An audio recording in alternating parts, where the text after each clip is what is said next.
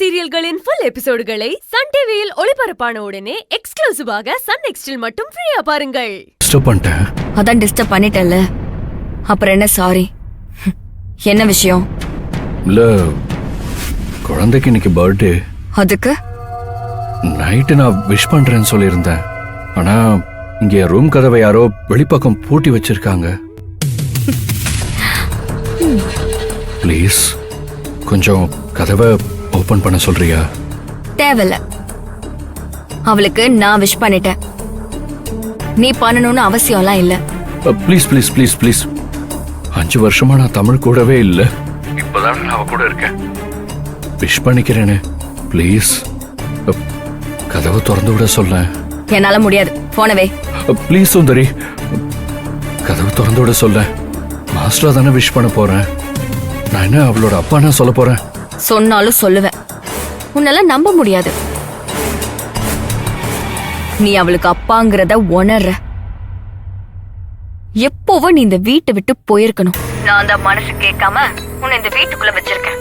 நாளைக்கு அவ பிறந்த நாளுன்னு அத பண்றேன் இத பண்றேன்னு ஏதாவது பண்ணிக்கிட்டு இருந்த. எப்படா வீடியோன்னு வெயிட் பண்ணி யாரு கண்ணிலையும் படாம நீயா எங்கேயாவது போயிரு. நாளைக்கு முழுக்க வீட்டு பக்கமே வராது. அப்படிலாம் சொல்லாத. விஷ் பண்ணாம என் மனசு எப்படி வேதனைப்படும்னு உனக்கு புரியும்ல. Please Sundari please. ஏய், என் பேரு உன் வாயால சொல்லாத. போனவே.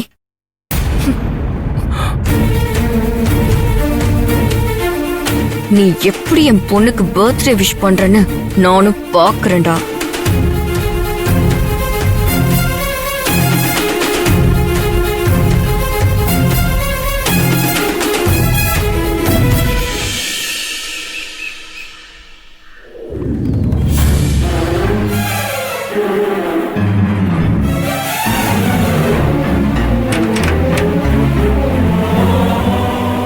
என்ன இது, கதவு பூட்டி இருக்கு?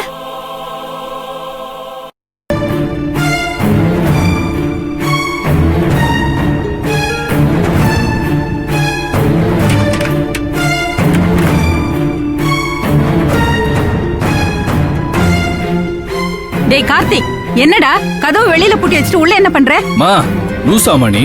ஏன்டா திட்டுற? என்ன வெளிய பூட்டிட்டு உள்ள எப்படி வர முடியும்? ஆமா இல்ல, அப்ப யார் பூட்டினது? எனக்கு எப்படி தெரியும்? நைட்டு தமிழுக்கு விஷ் பண்ண போகவே முடியல. அதான் மனசு கஷ்டமா இருக்கு. இதெல்லாம் சுந்தரி வேலையா தான் இருக்கும். எவ்வளவு சொன்னாலும் அவ உன்னை புரிஞ்சிக்கவே மாட்டேங்கிறா. சரி இரு, நான் போய் உனக்கு காஃபி போடுறேன்.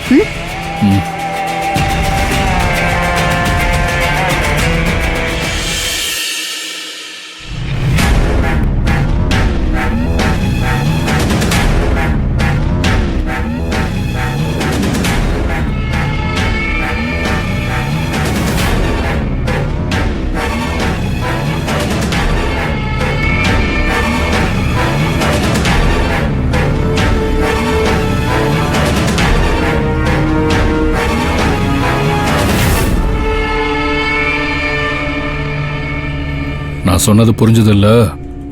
எல்லாம் கரெக்டா பண்ணணும். Okay sir. ஓகே, எதுவும் மிஸ் ஆகாம பெர்ஃபெக்ட்டா காரியத்தை முடிச்சிடு. சரிங்க சார்.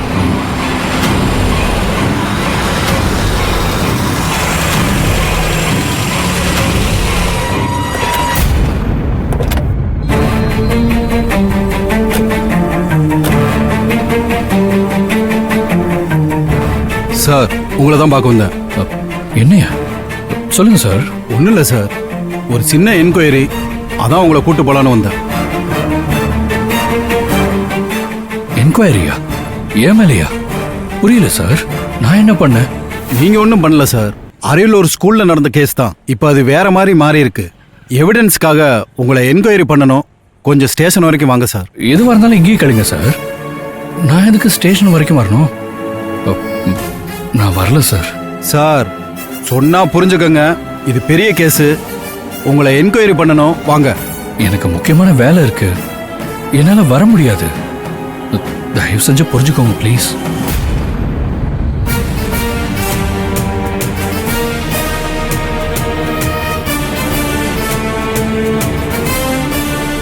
என்ன பிரச்சனை?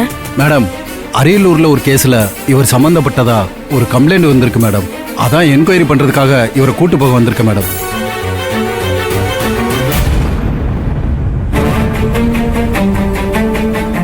சரி, ப்ரொசீஜர் என்னவோ அதை பார்த்து பண்ணுங்க. Yes madam.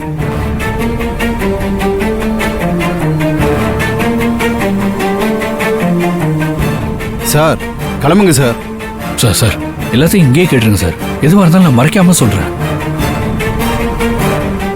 இங்கேயே விசாரிக்க முடியாது சார். நீங்க மேடம் வீட்டில் இருக்கீங்கன்னு தான் நான் மரியாதையா சொல்லிக்கிட்டு இருக்கேன். நீங்களா வந்துருங்க சார். இல்லைன்னா நானே வலுக்கட்டாயமா ஜீப்ல ஏற்ற வேண்டியது இருக்கும்.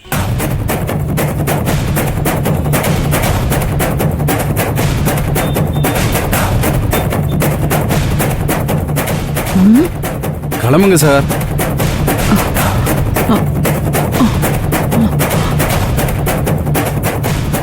என்னத்தா, என்னாச்சு? நீயே பாரு. கூப்பிட்டுக்கிட்டு இருக்கேன்ல, வரீங்களா இல்லையா? இப்ப என்ன பண்றது? ஏதாவது கலாட்டா பண்ணா தமிழுக்கு தெரிஞ்சிருமே. குழந்தை முன்னாடி போலீஸ் கூட போனா அவன் நம்மளை பத்தி என்ன நினைப்பா? என்னத்தா, அவங்கிட்ட போய் பேசிட்டு இருக்காங்க. அவங்கிட்ட பேச என்ன இருக்கு இவங்களுக்கு? அப்படி என்னதான் பேசுறாங்க? என்ன சார், வரீங்களா இல்லையா? வரேன் சார். ஆனா எனக்கு ஒரு முக்கியமான வேலை இருக்கு. அதனால சீக்கிரமா என்கொயரி முடிச்சு என்ன அனுப்பிடணும். ஓகே, வாங்க.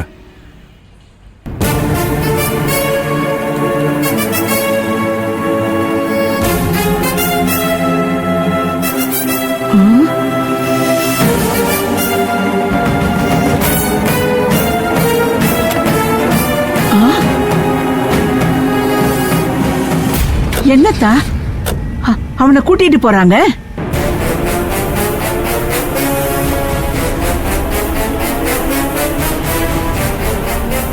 ஐயோ, என்ன சுந்தரி, அவனை கூட்டிட்டே போயிட்டாங்க. என்ன பேசினாங்கன்னு கண்டுபிடிக்கவே முடியலையே.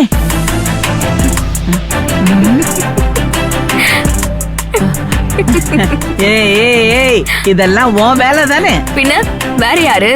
அதானே பார்த்தேன். பர்த்டே முடியற வரைக்கும் அவனை விடவே மாட்டாங்க. நீ ஒண்ணு கவலைப்படாத, சந்தோஷமா இருப்பதா. என் பேத்தின்னா பேத்தி தான், என்ன மாதிரியே புத்திசாலி. சரி சரி, உள்ள போய் என்ன சொல்லுவ? என்னன்னு சொல்ல? போலீஸ் பிடிச்சிட்டு போயிடுச்சுன்னு சொல்லுவோம். இப்பதானே உன்னை புத்திசாலின்னு சொன்னியா அப்பதா?